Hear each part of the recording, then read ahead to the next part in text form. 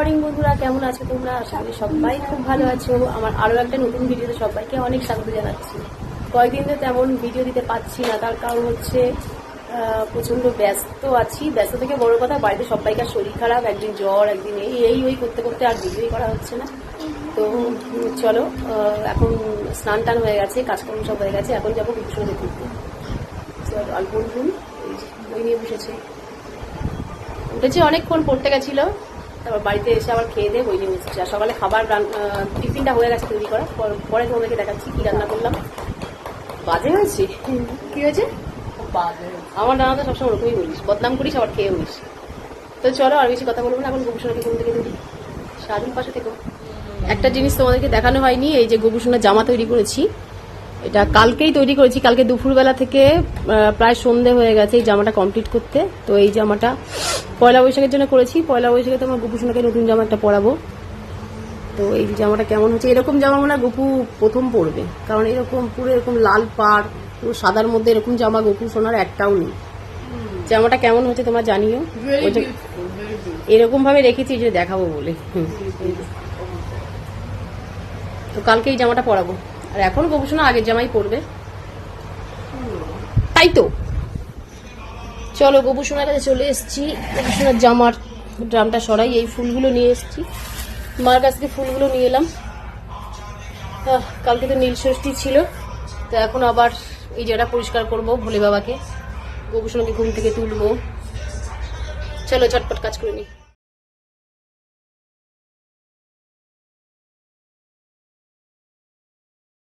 মন থাক হারালে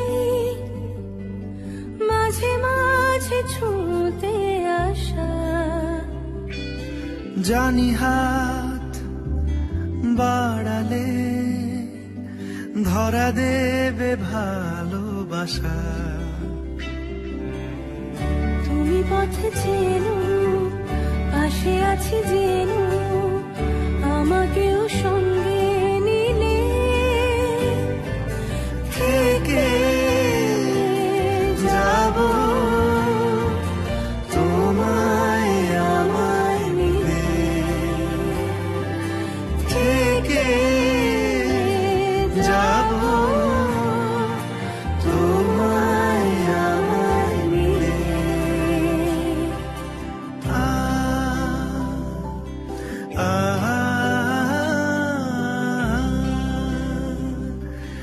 La la la,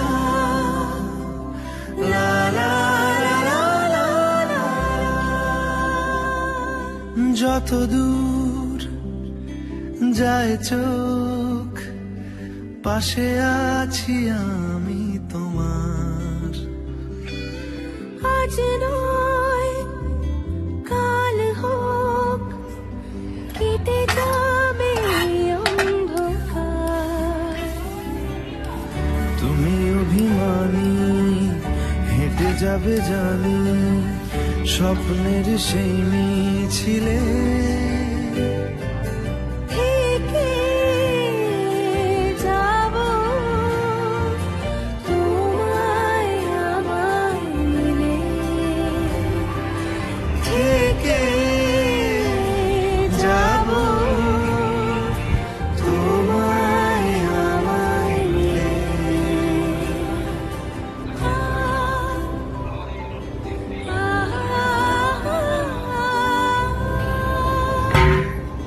La la la,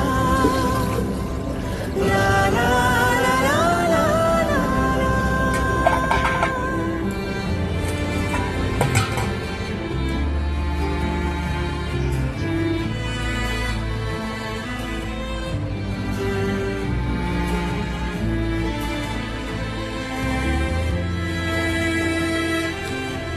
সকালবেলা হচ্ছে আলুর তরকারি করেছি, রুটি খাওয়া, আর হচ্ছে এটা বাবা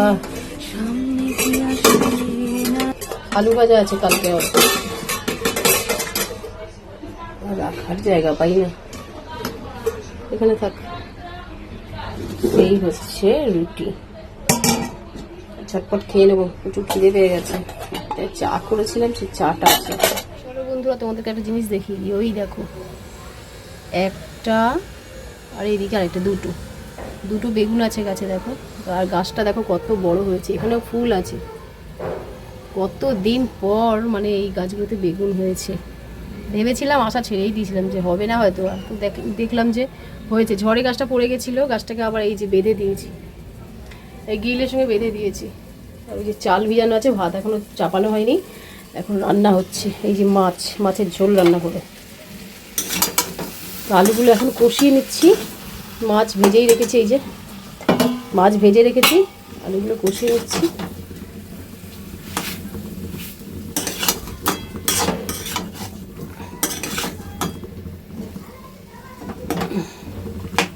তো এর মধ্যেই রান্না করতে করতে মা ডাকলো, ও ঘরে গেলাম।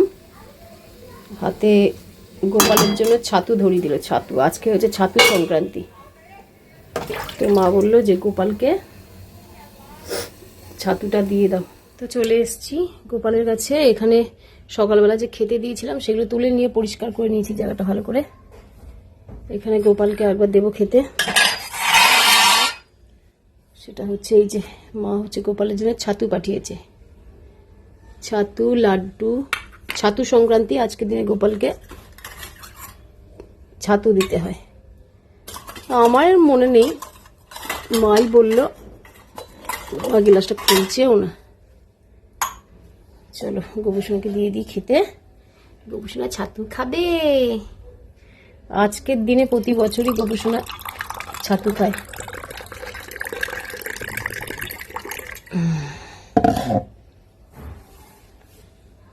এটা এবার চলো এখানটায় বসিয়ে দিই,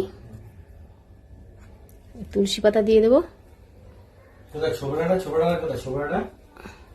মাছের ঝোল রান্না করা হয়ে গেছে। এগুলো হচ্ছে মায়ের ওখান থেকে এসছে। এঁচুড়ের তরকারি, এটা হচ্ছে বিট ভাজা, এটা একটা আলুর তরকারি, এটা হচ্ছে দেখো ছোট ছোট আমের চাটনি, আর এই হচ্ছে আমার মাছের ঝোল।